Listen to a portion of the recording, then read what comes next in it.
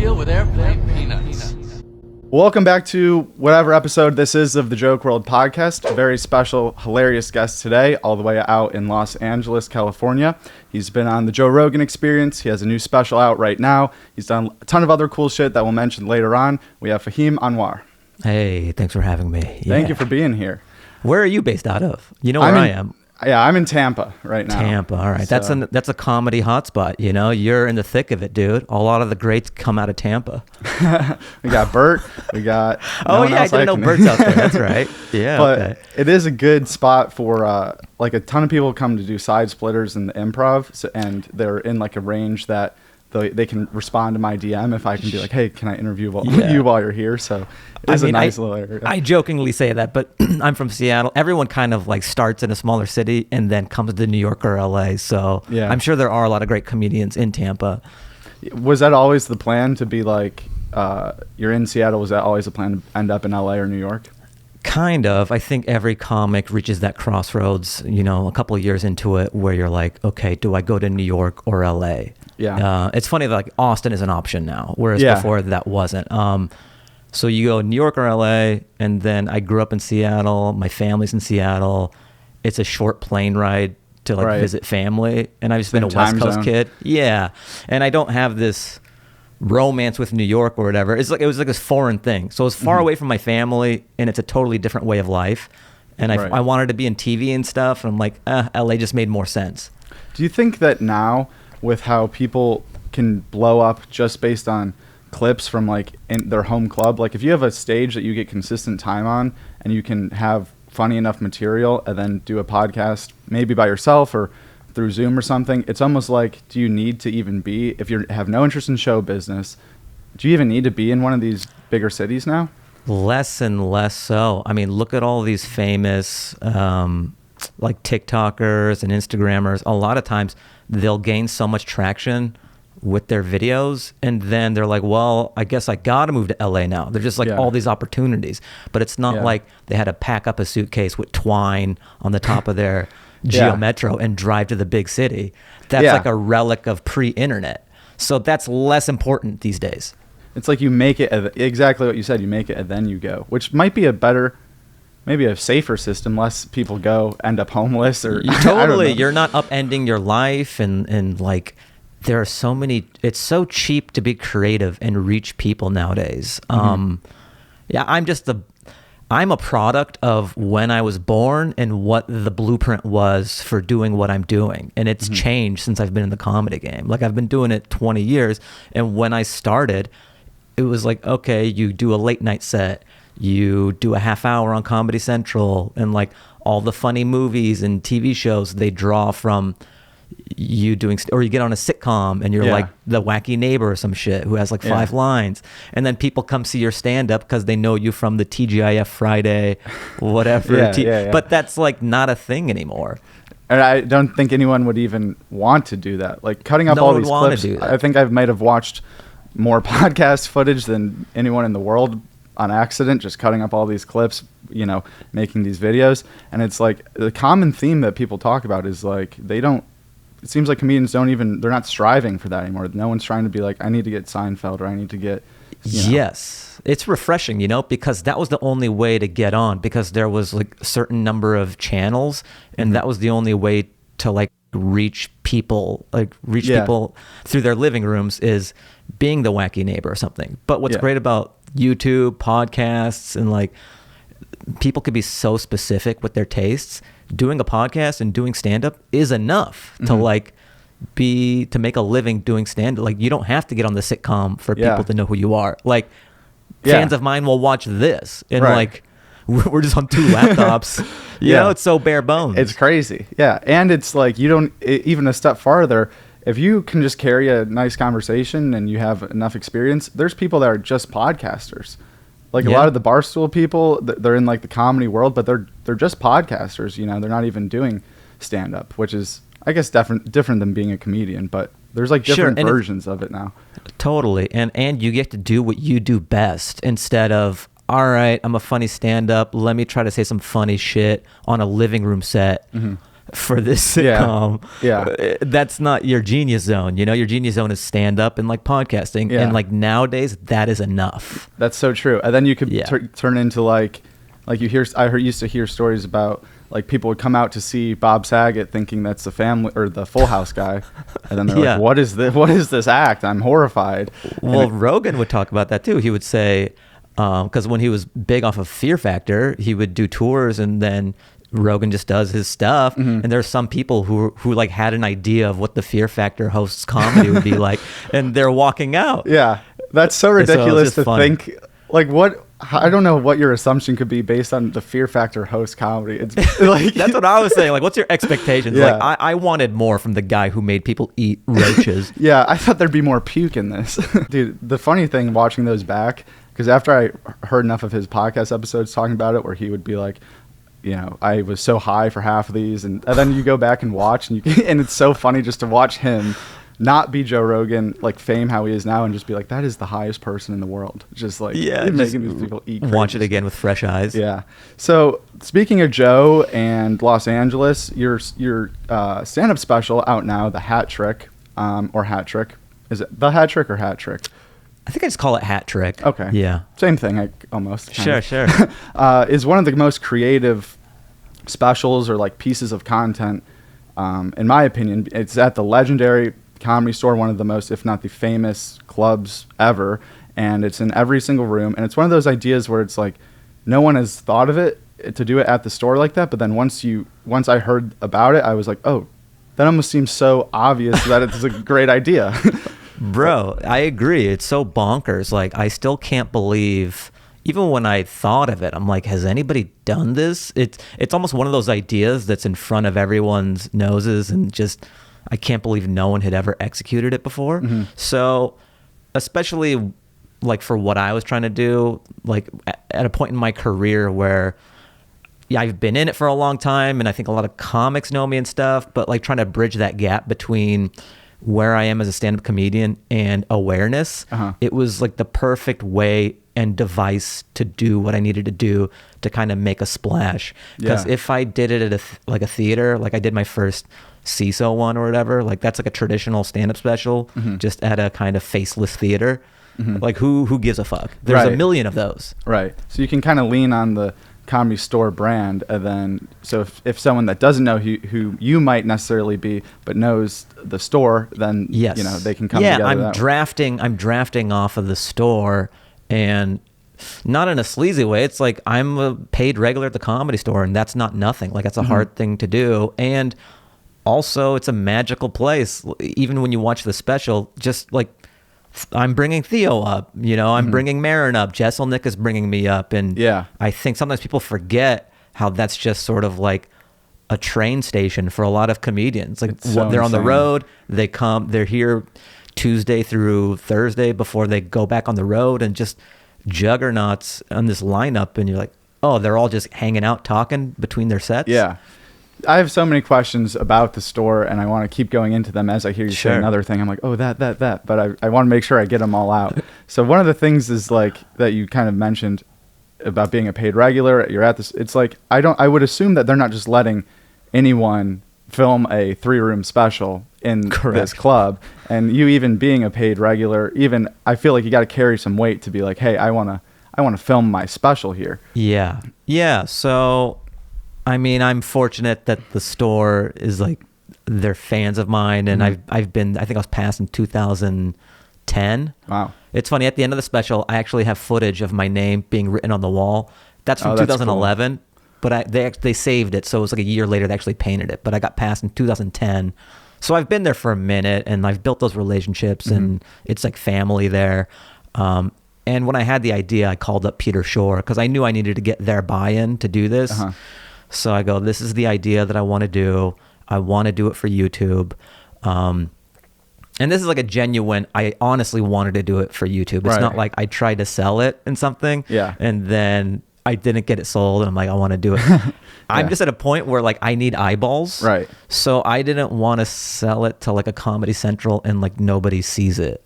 Yeah. I already did that for my CISO one. Like nobody even knows what the fuck CISO is. I don't know what CISO You're proving my point. And you're into comedy and you don't even know what the fuck it is. Yeah. So nobody saw that one. I didn't want this to be in comedy jail. I'm doing okay money-wise. I just wanted to get it. I just need eyeballs at this point in my career. Yeah, and it's also like not even, I mean, it almost sounds like you're talking about like YouTube as like, I didn't want to sell it to these people. It's almost like, well, YouTube might be the number one option anyway.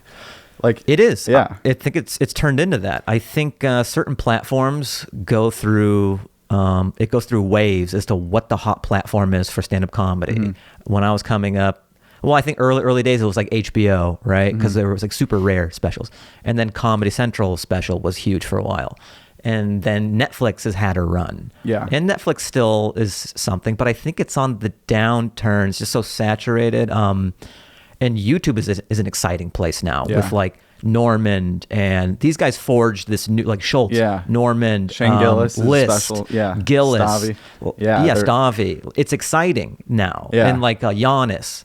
Yeah. And I think there's this whole brand of comedy where they're like, people are watching these specials and be like, whoa, these are fucking great. Yeah. This is better than a lot of stuff that I'm being force fed via Netflix and, Comedy Central. They sort of they're almost casting. Like those, whatever. I have meetings with those like this. They're nice people and all that, but when you are part of some conglomerate, some media conglomerate, your taste can get very narrow. But anyone can upload to YouTube, and that's the beauty. Like you can get someone like Stavi, you can get somebody like Giannis, and I think the response is showing people that there's an appetite for that. And every special is like multi-millions. Like it doesn't seem like many of these are missing, and or if they are missing, they still end up very popular. And also the other thing about YouTube is like the comments. You don't have Netflix comments, but people are like giving you a compliment in the comments, so then that has 1,000 likes, and it's like you can build fans, and the fans can build like camaraderie with each other. Like, hey, we're both fans of this same guy, and we're like talking about him in the. You don't get that unless it's YouTube. Yeah, that's a good point. There is this sort of built-in community with comments and the ease of a hyperlink and forums and stuff. That's something that's a secondary thing that I've come to know by putting it out on YouTube. I just wanted to reach people. Right. But I'm noticing the effect of people donating money and like just sort of vibing in the comment section. And having a huge special on your YouTube channel versus putting it on, even like there's other YouTube channels that feature other specials and have a bunch of specials, but putting it on your own, then you get all of the subscribers from this popping off, not some other company.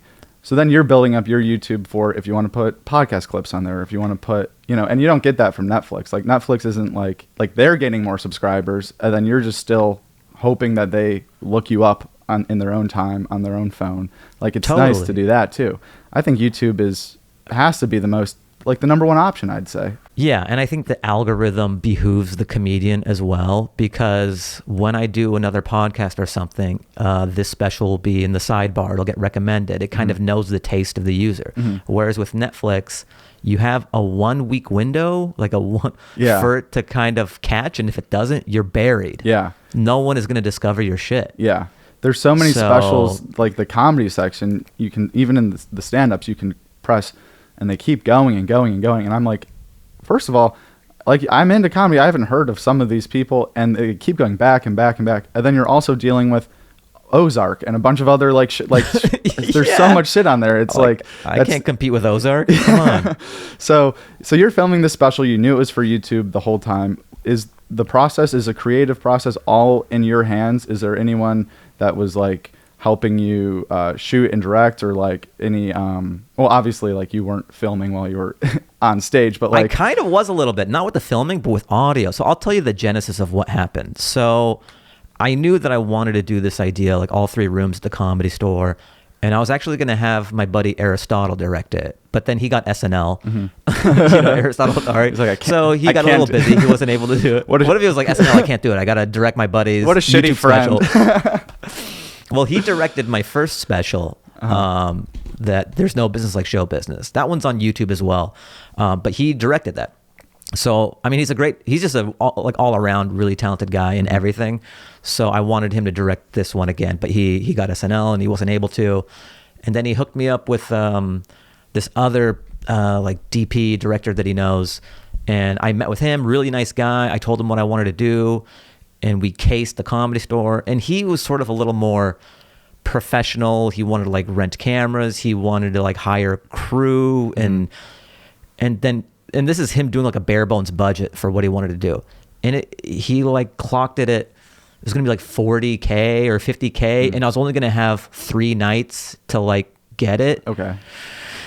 And that just sort of seemed like, that's not what I'm trying to do with this. That's too much money. It just seemed like overkill. Right. Like that was lean in his mind, but it felt bloated to me. Right. Footprint wise and financially. I'm like, this doesn't feel like what I need to accomplish it. So after hemming and hawing, I was like, thank you, but I think I'm going a different direction. And then I just ended up helming it. Like I knew what I needed. Like I directed the special. So the Comedy Store had 2 cameras already, these Black Magics. And then there was another guy who worked on, Jonathan Vogler, who helped me out a little bit just with coordinating. And he knew the Canon C200 or 300? So for a floater. So I mean, it was pretty bare bones. It was 2 cameras on monopods and then 1 floater. And I kind of knew the dynamic shots that I wanted. Right. And then audio wise, like I'm a little techie as well, so I knew how to get the stuff. So it was sort of one-man banding it, just logging a few sets. That is awesome. And just knowing the look and feel that I wanted. Yeah. I really had it in my head, and it was just sort of playing quarterback. Yeah. And I'm so glad that the series of events happened the way it did, because I don't know if I would have taken the reins like I did because I had to. Right. That makes sense. And that's like the whole beauty of doing it on YouTube and this new like renaissance of comedians just being their own. Basically, every comedian's like their own company at this point of just like content and stuff, is that you could just do it exactly how you pictured it in your head, and then that's like how it comes out, and you don't have to ask anyone to do anything. Yeah. I hope that it kind of ushers in this new era of, because the overhead is so much lower. You know how there's a tech bubble and there's all these things that just, I think stand-up got so bloated and fat and overproduced and just unnecessarily. It's like, we're a guy or a girl with a fucking microphone on a stage. Yeah. Why is there a Dunkirk Avatar budget? It makes no sense. Yeah. All the work has been done with like in the clubs and working these jokes out. Yeah. Like, you're just sharing ideas. Why is there fucking lasers and shit? That's like, so true. It really just takes away from it, if anything. And like when it's that bloated, these companies don't want to give the comedian any control because they're trying to protect their budget. So you can't, if you have something that's a little off kilter or different than what's been done, these companies don't want to like pay that much money to have you do it. Yeah. So there's all these cookie cutter type specials that look the same and feel the same. Whereas now with YouTube and consumer grade cameras and all and audio equipment, I think comedians can really not say, hey, just here it is, film it. Like you can kind of be in the weeds, right? And be like, I want it to be this way, and you can do something different and more. Like Hat Trick is very me. Somebody else has a different style and they can make a special that's very them. It doesn't have to be the Comedy Central half hour. Here's a toy crane to drop the comedian in. You're done with your set. Let's bring in the other comedian. And it's just the LED where the name changes. Yeah, they probably filmed it with the same crowd. Like totally. They're watching their 5th comedian. They're just like so tired. It's like some family from Ohio, like fucking, okay, can we leave? Like I just had a Jersey Mike sandwich. I want to leave. No, you have to stay till they're all done. Yeah. And you have to laugh. That's one thing that I think I've heard you say before too, is you want it to be like a fly on the wall experience at the store. So for Hat Trick, so like if there was a crane with a camera on it coming in, like swooping down, and everyone. So were the people aware that there was a special being filmed? No, they had no idea. So again, that's kind of why I think the special is a little different than the one I did before, and just other ones and the feel that I wanted to create. It was a regular night of operation, and that's what I told Peter Shore when I had the idea. I go, I don't need to rent out any rooms or anything. I'm barely there. It's such a small footprint. People won't even know anything is being taped. The cameras are in the back. They're super small. Yeah, there might be a floater, but people would have no idea because it's just like really small operation. And since it's a regular night of operation, I forget how many comics are on a lineup, maybe 10 or 8.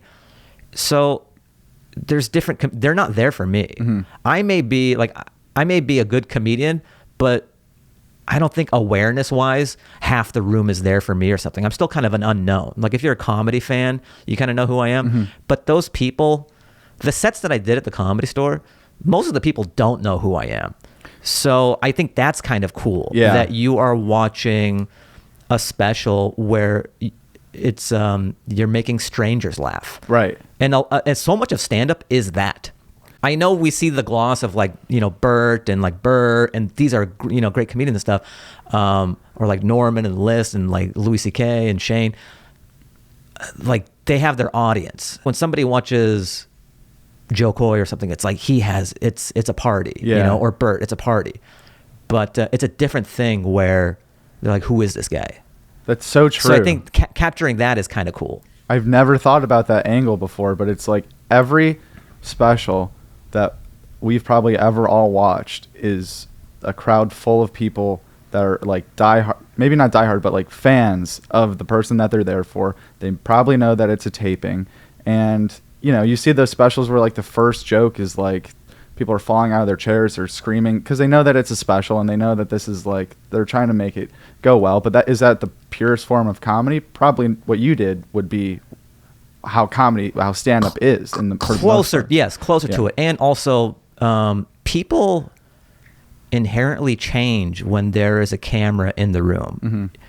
So if you see like a crane or something, people, they'll still enjoy the show, but I just feel like it changes the energy. Yeah. That's not to say I won't do another special where there's cameras in a traditional way, but I think there's something cool about capturing a stand-up show where no one knows it's being filmed. It feels like a more realistic feel and authentic thing of what happens at a comedy club. So did the other comics on the lineup know that you were doing this? No, not really, because it was so, they would in the hallway if they saw that night that I happened to have like the guy. But again, it wasn't like there's a grip and a roadie with a walkie and shit.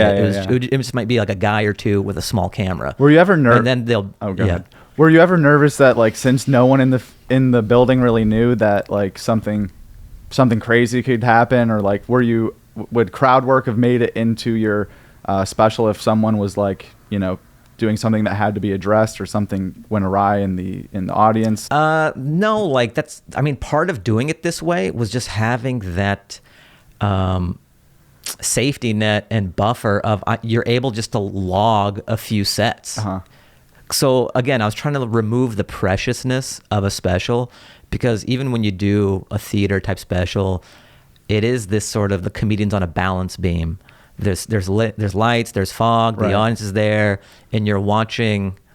It's like it's this social contract where everyone's all right. Let's stick the landing for this special. Yeah. Whereas doing it this way, the overhead was so low, and we already had the cameras. We were able to log a few sets. Right. So it's not like, oh, this has got to be it. It's not like, oh, there's $200,000 on this show tonight. That's got to be I've got to get it. Yeah. Because that's not a recipe for good comedy either. Right. Just high pressure cooker situation is not a. That's why even like Montreal and stuff. Mm-hmm.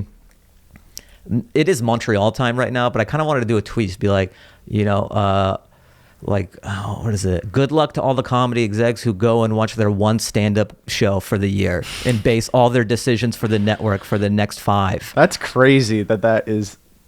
It's just a weird fucking system that exists in traditional Hollywood comedy. You have these like suits who, if they were smart, they would just call comedy clubs up. And not just, it doesn't have to be the Store. It could be the Improv. It can be Lyric Hyperion. Mm-hmm. It can be all these different scenes and be like, who's good? Yeah. Who do you like? Who's making waves? Yeah. But instead, they go to French Canada once a year to watch an American comedian do their set, like some 23-year-old kid who's like nervous as shit, mm-hmm. and they've heard the lore of new faces. You see them do 6 minutes while they're trying not to pee their pants in front of people on their iPhones. That's crazy. And they're going to base the entirety of their comedic being off of their one performance. And if they do kind of whatever, oh, I've seen him. They'll say that for the next 6 to 8 years. It's like a broken system. That's insane. And then that person can pop off on TikTok and have a way better career after that. You don't even need to do that shit. Yeah. I almost feel like if it works out for someone that route, that's awesome. That's fantastic. But you have TikTok, there's so many other ways to do it. Yeah. If we were in the 90s, all right, that's the game. That's what you got to play. But there's so many other ways to do it. Yeah. You don't need to subscribe to that. That's crazy that you say that, because I remember watching like that. There was a documentary and it was like Rosebud Baker. She's the only person I can remember that was in it, but it was about a class of new faces, and they were like, it was some people that didn't make it. It was the people like scouting and going to the different bar shows around and like figuring out who it was. And then like basically the process of Montreal. I remember watching that like, all right, this is the only way to get into comedy, I guess, is like, you got to figure out how to do this. And then I remember I looked up like right after I watched that documentary when the next New Faces was, and it was like, I missed it by like a month. So it was like in 11 months. And I was like, oh, fuck. And then I don't think I ever remembered that again. Yeah. Yeah, it's whatever. It's still a thing. It's sort of like summer camp for a lot of industry people. They get to go to French Canada, unwind, hang out, drink, see some comedy. But as an artist, it's frustrating where you're like, this is your one data point for every 2 years. But then do you think that they see people like you or like these people that are just not doing that route and having so much success? Do you think that anyone in the industry is like looking over their shoulder like, dude, we might be running out of time having a grip on this thing? Or you think they're just drinking their own Kool-Aid so much they don't even know that there's this whole thing going on? I think they drink their Kool-Aid for as long as they can before it kind of creeps up on them. Like Comedy Central for the longest time, they were just sort of, they were not embracing digital forever, right? Just like they were fucking with their own player for the longest time. They weren't embracing YouTube. Yeah. They were trying to get this Comedy Central player to work for their stuff. They had this huge library of half hours, and then Netflix just was pushing the envelope of digital, and just Comedy Central was too late. Yeah. They thought they were going to be on top forever. So that's what happens. It's Hollywood will have their way of doing it, and then TikTok and all these people will pop off, and then they'll throw money at it. They'll still be okay because they just have like endless supply of money. Yeah. And they can, but they're just a little late to adopting whatever the newest trend is. Yeah, that makes sense. All right, so going back to some of the Comedy Store questions, because I've been just obsessed with the Comedy Store growing up, because I'm a Rogan fan growing up, and I feel like there was a time where he plugged the store every podcast episode for like years and years. Would just be talking about these great stories and great memories there, and some not so great memories that he had there. But I've just known about this place, and I've never been there yet. It's one of my all-time goals, or bucket list items, to go see some. The closest experience I've had is being the fly on the wall watching your special, actually, which is pretty funny. Nice. But were you aware when you went from Seattle to Los Angeles, were you aware of the lore of the Comedy Store already? Well, what's interesting is when I got there, the lore wasn't what it is now. It was sort of running on fumes from the past lore with like Eddie Murphy, because it was dead when I got there. It wasn't dead like Bobby Lee talks about in the 90s. That was like a different type of dead, but it was still not a popular venue. Okay. A lot of it wouldn't be sold out a lot of nights. It was all about Meltdown when I got past the store. So it wasn't a cool place to see comedy. Meltdown with Kumail and Jonah Ray, that was like the hot show. The alt scene was really big, like UCB, Comedy Death Ray, I think Crash Test with Rob Hubel. The Improv was pretty popping as well, but no one was coming by. And it was sort of nice as a stand-up just to have that, like nothing mattered. You can take huge risks and swings, and as a comedian know that some suit isn't going to be in the crowd. Like you could just artistically thrive because nothing mattered. And then it started to pick up, especially because Rogan didn't come by the store, I think, after the Mencia fallout. He just, because I think, I may be thinking of it wrong or whatever. This is just my understanding. I think they kind of went with Mencia because he was making the most money at the time to keep playing the club. What I've put together is he had that like ban for some time, and so that was annoying. And then he came back to see. He says he came back the first time to see Ari tape his special because he had his special, which was the first ever one to be filmed there. Yeah, paid regular. Yeah. Well, no, there was like Richard Pryor live at the Sunset Strip. That was the main room. So he would only play. I remember when I was past at the store, he wasn't coming by, and he would just play the Ice House in Pasadena. So that was where he would do most of his stand up. Would never come by the store, and then Ari Shaffir was taping his special paid regular for Comedy Central, and they're such boys, and Ari opened up for Rogan so much, and he's like, I have to be there for this.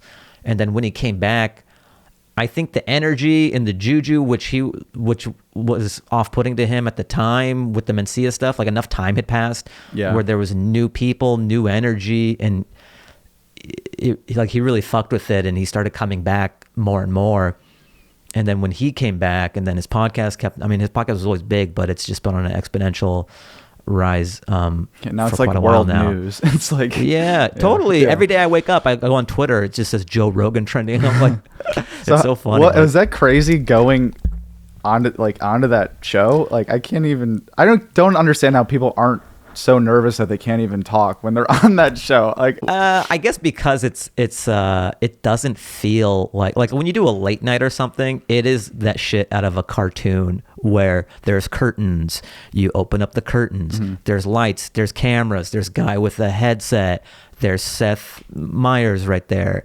So there is those hallmark pings, like dream stuff that you have of just like high pressure shit. But with Rogan, you go. I know him from the Comedy Store. Right. It's not this foreign thing. I've already talked to him. I know him. He's a friend, And then also you're just, hey, do you want a water? Blah blah blah. You're sitting at a conference. It's like I'm talking to you right now. Yeah.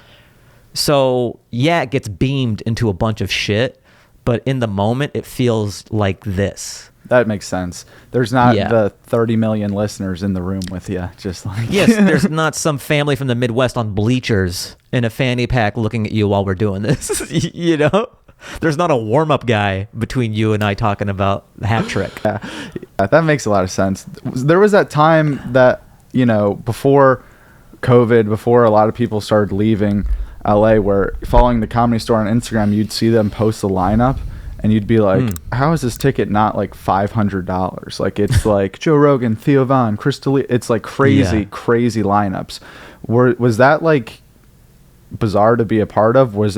Have you noticed a difference since then? Like, is that coming back in a way? Yeah, the shows are still pretty great. They're all sold out still. Like, it's, I was wondering what it was going to be like post-pandemic, and especially some people left town.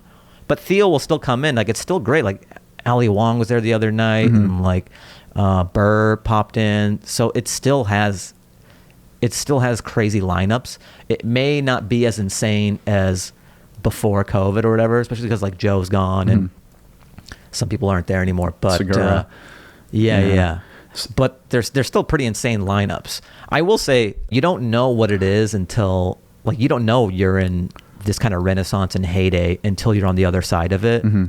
But having some perspective on it, it was pretty nuts. Just any night of the week, it'll be like Burr, Sebastian, Segura, Rogan, and then me. So what's interesting is, like, I'm on those lineups just like nobody. It's bizarre because you may be a good comedian, but when nobody knows who you are, it's a different thing. Like, then you have Joey Diaz as well, because these guys are like great comedians and people know who they are.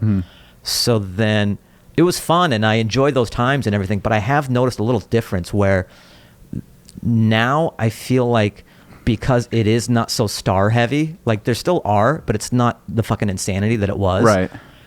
I feel like me and some other comedians are able to kind of, our signal is able to reach audiences a little more. That makes sense.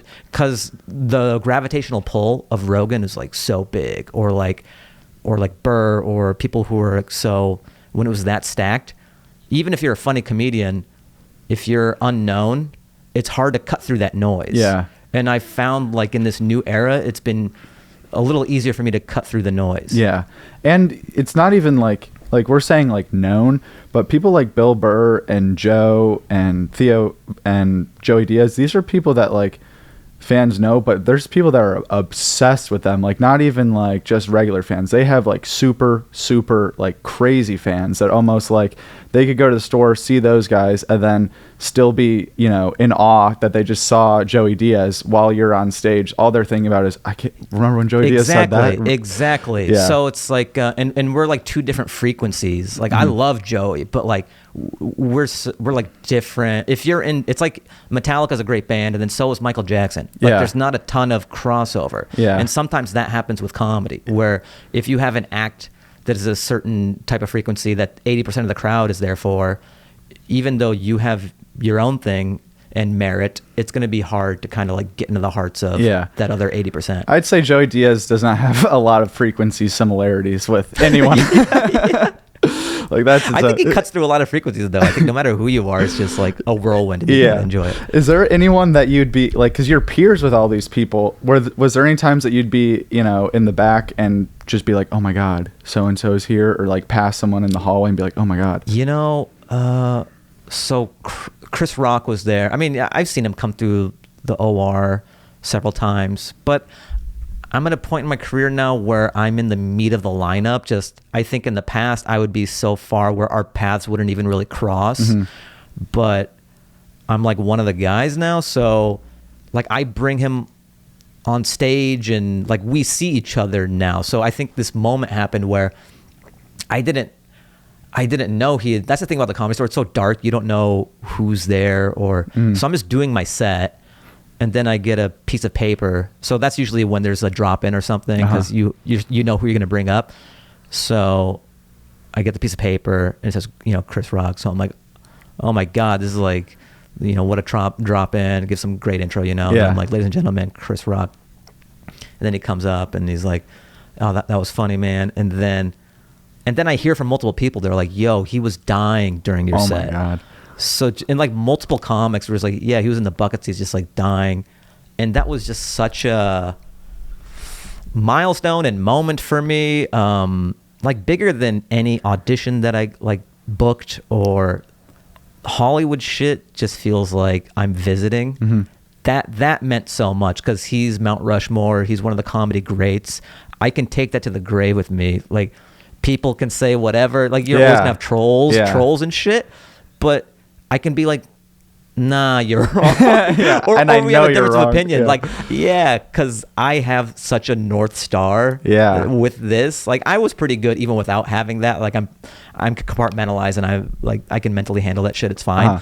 But just knowing like 6 different people are telling me like Chris Rock was dying in the bucket seats, I'm golden. I'm gravy. That's such a cool part about comedy and so interesting to hear, because it's like you have probably, you know, with views, everything total, in person, online, you've probably made millions of people laugh, but just this one guy that you made laugh is like the peak of your... Well, yeah, because he is in the field and the industry that I care so much about. Like he is a purist like me. He has discerning taste. Yeah. Like those are, I feel like Chris Rock, Seinfeld, like even like Neil Brennan, like they don't give it up. So when they do, that means a lot. I haven't gotten kudos from Seinfeld though, so but Neil, and I haven't really met Seinfeld, so that would be amazing for me as well. Like I love him too. Did you have a favorite comedian growing up? Who did I like? You know what's weird is I didn't grow up watching stand up. It wasn't until I was like 17 that it kind of got on my radar. I grew up with The Simpsons, Conan, and SNL. Okay. That's sort of my comedy DNA as a child, like my teachers. And then I saw Delirious, so Eddie Murphy Delirious. Okay. And then I was like, oh, what is this? Yeah. Yeah. So you mentioned SNL. That reminds me, you do some sketch stuff too, or you did.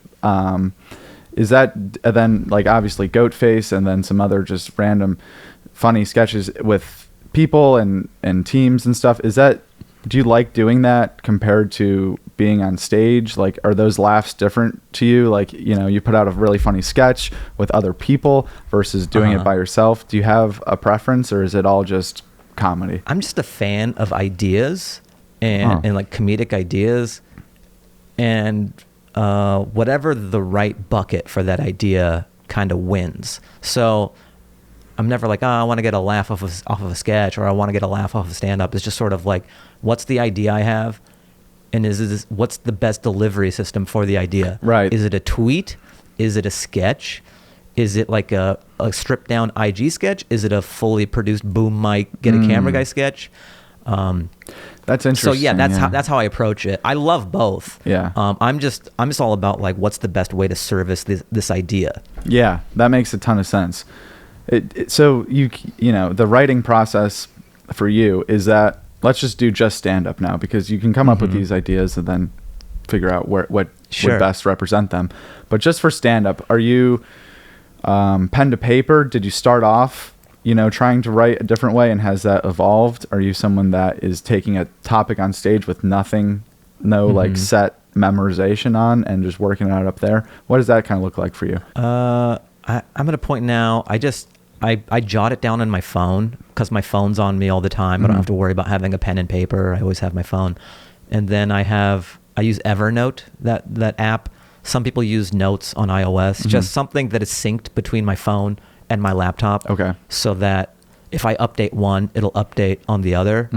I find that beneficial, that whatever I think of, if I'm at a Chipotle or something, it'll be there when I flesh it out a little more on my laptop, or vice versa. So I'm at a point where I don't really like sit down and set X number of minutes or hours to writing. Not that that's wrong or anything. Some people do that. I think Seinfeld does that. He kind of, I think an hour a day or something, he does that. I just sort of live life, and I'm good at recognizing the novel idea and then jotting down enough words to capture the thought. Yeah. So I don't write out the entire bit. Maybe there'll be a phrase or a sentence, if it's important, that I'll put that in there, but it's almost like a stenographer. Okay. So as few words as possible to capture the different branches of the bit, or whatever it is. So just jot down, don't lose the idea. The biggest thing is, what was that thing? Or fuck, like losing a great idea sucks. I hate that feeling. Yeah. Or when you think that you're just going to remember it, and then you don't. I love that. Mitch Hedberg has this great joke. I may be butchering it. He goes like, you know, I'm a stand-up comedian, so when I think about something funny, I have to like find a pen. And if the pen's too far away, I have to convince myself what I thought of wasn't that funny. Yeah. That's hilarious. So true. It's so late. So I'll jot it down on my phone. Or if I'm in a pinch or something, I'll just do a voice recorder on my watch or phone and just say, you know, what the idea is. And so I have that in a folder. It's called like new bits. And that just keeps on getting pushed down while I have new ones. And then when I do sets around town, I have set lists, just sort of what I'm trying to do for that set. Okay. And then when I do a different set, then I'll maybe like cut this one out. And yeah, so it's always, there's different modifications. There's like new bits, and then there's different set lists. That makes sense. What was that process like after you release a special, either the last time or the time before that, building it up from nothing? Yeah, scratch. Some people hate that it may seem daunting and like, I've got nothing, and there is an element of that, but I find it so invigorating, and because it's hard to keep. I think of a lot of stuff all the time. There's all these ideas bouncing around, and then when you're trying to put a special together, you have to be pretty tight and have these bits and the flow of these bits, and it's mental energy for me at least. Just okay, I've got to keep that tight. It's a lot of mental disk space that that's taken up with all these ideas, and to keep it until you get it on wax. Right. And then it's done. It's this great purge. Oh, I can fucking forget about all those ideas, and I can start anew. Is it easy to forget? If you're not, it's like going to the gym. If I'm gearing up for this hour or something, and then I don't do stand up for 2 weeks or 3 weeks, or I start working on a different type of set, it's going to fuck up with for just the way I operate. I like to kind of have it locked in a bit before I do something important. Right. I don't want to do all these different types of sets in different order before I film something, because my brain's gonna be like, what's the order? What's the flow? Yeah. What goes after what? That makes more sense. I like to lock it in mentally, yeah. But when I'm not taping something, I do that all the time. I like to just, because that's how you find the nice flow and order of something. So do you mostly work stuff out at the store and around Los Angeles, or will you, take risks on the road? Is that different to have fans, people that are like just like paying? Does the ticket price change your material at all? Like, oh, I really have to deliver if they paid X amount, or if it's totally. just totally for me. So I feel out whatever the show is, or I just have this mental, I don't know, this like gradient of what to do on what show. Even within the Comedy Store, if it's a Tuesday night in the original room and I'm on kind of later, I'll throw some new stuff in there. I'll have my phone on the stool. It's not going to be a complete like all new ideas, but I'll work in a few new bits. It's a little less precious than the OR. The main room it's a bigger room. It's more cavernous. There's less momentum. It's less jazzy.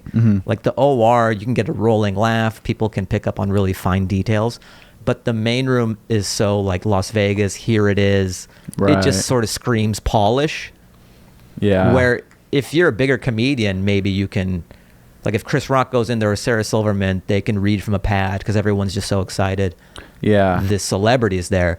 But when you're like, who is this guy? Why is he on his phone in this big ass room? It feels weird. So I won't do a lot of new stuff in the main room. Yeah. And also when I do the road, if I'm headlining, people are paying pretty good money to come see me. Yeah. So I'm not going to be like workshopping a ton on those shows. And if I do, I've done this before where I think I did at the Brea Improv. I did my time, and then at the end, just as a free spin, I'm like, can I work on some stuff? You guys cool? Because like they already got the show. Right. That so makes this sense. Is just on top. This is the cherry on top. Yeah. No one's going to feel wronged. Right. If anything, they might feel like they're like behind the scenes or like in your pocket of being like, oh, we're going to help you out. Like we're on your team, And then if something goes bad, it's almost funnier than if it went well, if they know what's going on. Yeah, and comedy people are so savvy nowadays. Like even with like your channel and the stuff you're putting out, people like the behind the scenes and how the sausage gets made. Whereas back in the day, people only knew stand-ups through their like Carson appearances. They only knew them through their polished art. Yeah. But now, with us on podcasts, with us talking about our process and shit, people, if you're a fan of stand-up, you can really drill down on the details, and that's fun for like the rabid comedy fan. Yeah. So like a lot of people love that I did that at the Brea Improv. They're like, oh fuck, I love those new bits, or like that was fun. Yeah. It was like they got deleted scenes or something. And it's going to be even cooler for them if you were in one of those shows and then it ends up on a public platform, like on a polished special, to be like, I saw that when it was being built from scratch. And I think a lot of like maybe back in the day, people didn't know that this is something that interests the fans, is like the technical nerdy. Maybe do you think it's boring, but a lot of people are super interested in this. Maybe I feel like there was almost like a curtain that they didn't want people to see behind, or didn't know that people even wanted to see behind. I think it's that. I think people, I wouldn't have known when I first started out that people would want to know the nitty gritty kind of day to day nuts and bolts of stand up. You think that they just want the polished part of it, but people are interested in like the demystification of stand-up. Yeah, because it's like this magic power that you look at the person on stage is making you just make these noises against your will, and it's like how, and they're so confident up there, and they're not nervous, and they're public speaking, and they're so funny. Everything is working perfectly, and you're like, how is this even possible? And it's like, well, not everyone can do it, but these are some of the steps that. Yeah, it's like seeing a car on the road and being like, what the fuck? Yeah. And then you open up the hood and you go, oh, I mean, not that you know gears and shit, but like, you go, oh, it's not just some magic piece of metal moving through the road. There's actually some mechanics to this. That is a great analogy. That makes a lot of sense. Yeah. Floating metal. Well, thank you so much for being able to come on the show today. We'll keep it about 50 minutes or so. I think this was a great conversation. I had a good time talking some comedy with Same you. here, man. And do you have any socials or upcoming dates? Let's see. Instagram, Fahim Anwar. Twitter, Fahim Anwar. TikTok, Fahim Anwar Comedy. My YouTube, which is like, I think the most important, especially with the special dropping on there. I'm trying to like build that out and put more stand-up content. That's just youtube.com/Fahim Anwar. I'll be starting touring in the fall. I'll have some dates that'll go out from there. So check out Hat Trick. That was filmed at the Comedy Store. I'm really proud of it. And then the previous special, Comedy Central, it's on their YouTube now. So that one's called There's No Business Like Show Business. And in terms of demystifying stand-up and just like how the sausage gets made, I'm starting to do this series called Fahim Works on Stuff and His Friends Drop By. It's a monthly show that I do at the Comedy Store where I MC, but I just do new material in between all the acts. And it's just like literally diarying these ideas for the first time. Yeah. And it's a lot of fun. Some of them work, some of them don't, but you kind of get to see the baby steps of stand-up. And I think that's kind of fun content for my fans as well, to see something other than just the polished bits. Yeah, it's literally all in the name there too. Yeah, Fahim Work. And I like the title of the show. People know what it is. It's like $5. It's super low key, and it's just an exercise for me to get these ideas out there. So when people buy tickets to Fahim Works on Stuff and its friends drop by, no one is going to be mad. Yeah. That's hilarious. All right, that sounds dope. We're going to link everything, all the socials, and we'll get the specials in the bio of this video. Thank you so much again for your time, man. Great to meet you. Of course, dude. Yeah, I love your stuff, and keep trucking. I'll be keeping an eye out. Sweet, thanks. I love these zooms when they end, and then we're still just staring at each other.